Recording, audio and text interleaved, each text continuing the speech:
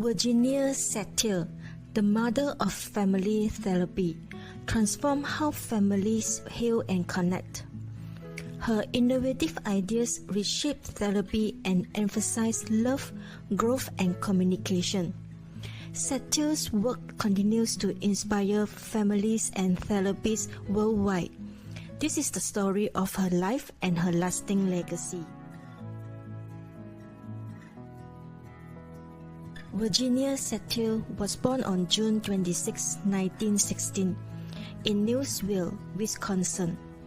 When Virginia was a child, she was often curious on how people interacted.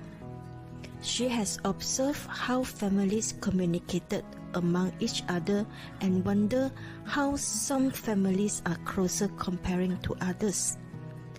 This observation piqued her interest, which later on inspired her to have the passion to understand people's relationship among families. These observations and curiosity leads her to be a family therapist.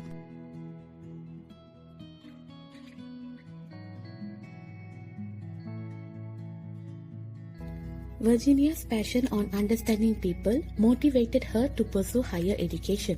She achieved degrees in education and social work, including a master's degree from the University of Chicago.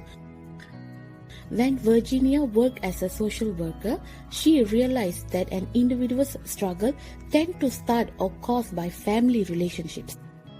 From there, Virginia Satir began to focus on helping the whole family rather than just focusing on an individual.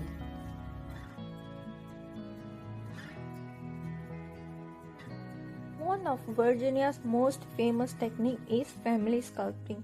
This method involves family members physically positioning themselves to represent their emotions and relationships. As an example, a child might feel more secure to his or her mother comparing to her father. These sculptures help family to identify the abnormality in their family patterns to help them later on. From that, Virginia helps to fix and rebuild the trust and harmony of the families. Family sculpting became one of her best family therapy.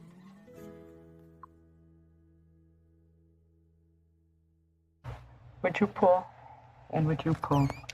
Now, at this moment, is there anything you want from your mother that you're not getting?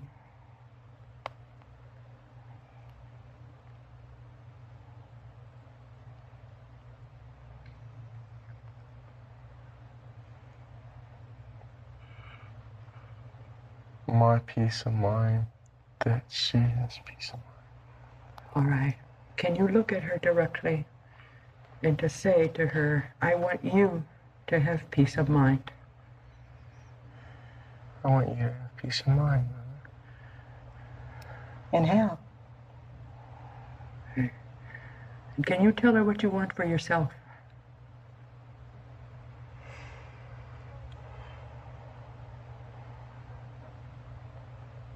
Pertaining to drugs? I don't know what you want for yourself, love. What do you want for yourself? I want happiness. I want peace of mind. Okay.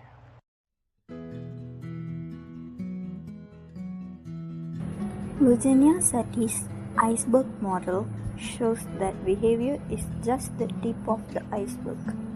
What's visible on the surface? Beneath that are deeper layers like feelings, perceptions, expectations, and unmet needs. For example, anger might hide feelings of sadness or fear. Satir believes that real healing happens when we go beyond what's visible and explore these deeper emotions. The iceberg model became a powerful tool for understanding not just what people do, but they do it. Today, it's still widely used in therapy to help people uncover the root causes of their struggles.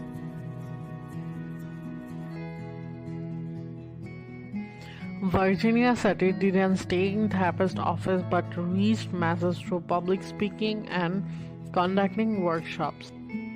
Her sessions were highly interactive and inclusive with plenty of role plays and groups exercise where people got to experience what she spoke about. The themes usually were self-esteem, communication, and making deeper contact. Satir tried to establish a safe arena so that new ways of viewing were open to people. Through her workshops, she inspired generations of therapists and helped countless families transform their relationship. This is what I have seen with people trying to develop relationships. There are two important pieces we have to learn to avoid this. Power is not the power of one over the other. The power is to be able to stand on your own feet. Now, what happened for you when you stood on your own feet? What happened for you? I felt relieved. I felt relieved. The first piece to intimacy. I don't have to take care of you. How did you feel when you could stand on your own 2 feet? I felt stronger and more independent. Now, when you look at your partner, what do you want to do? You two looking at each other. I could hug her now. Yes, of course you can. You can do that because now what you're doing is you're not buying a burden. You are connecting with somebody on their own feet. Virginia Satir spread her ideas through books such as People Making and Conjoined Family Therapy. This works laid out her methods in some quite simple and accessible ways, useful tools for both therapists and families. She wrote books which emphasized the self-esteem factor, honest communication, and understanding of family dynamics. By putting her ideas into writing, Satir extended her influence far beyond therapy sessions, assisting people all over the world and to create healthier, more satisfying relationships. Virginia Satir's work has continued to influence contemporary therapy. Her techniques, including family sculpting and iceberg model, are still widely used by therapists in order to help families heal and grow. Beyond therapy, her teachings on communication and self-worth have impacted schools, workplaces, and communities. Satir showed the world that healing begins with empathy and connection.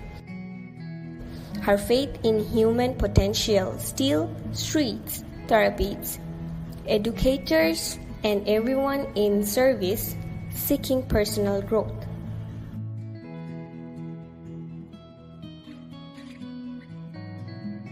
Virginia Satir once said, "Life is not what it's supposed to be, it's what it is. How you deal with it is the difference maker."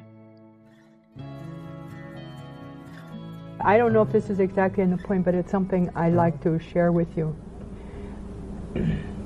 The idea that the event is never that which determines your fate. It's your coping with the event.